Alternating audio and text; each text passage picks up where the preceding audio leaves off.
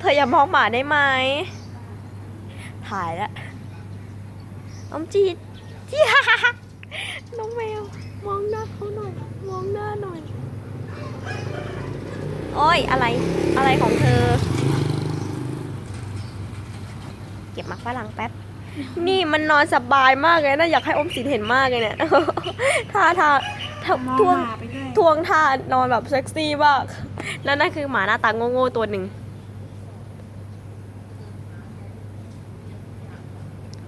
หมาหน้าตาโง่ตัวหนึ่งไม่ใช่รถเรา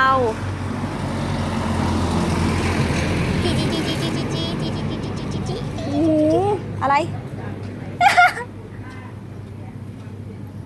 น้องเหมียวนอนดูนอนออมสินดูแมวนอนสวัสดีเธอรถยังไม่มาเพราะรถมาเราก็จะปิดล่ะคลิปนี้ออมสินอุ้มมาให้ดูหน่อยอุ้มให้ดูหน่อยให้งั้นถ่ายถ้างั้นถ่ายพี่จะอุ้มแทนมาสวัสดีน้องเหมียวน่ารักรีวิวแมวใช่ไหมเนี่ย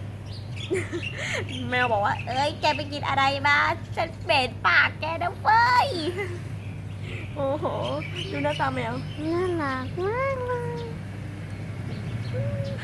เฮ้ยรู้สึกอ่อนโยนก่อนเมื่อก่อนนะเมื่อก่อนนี่กัดยั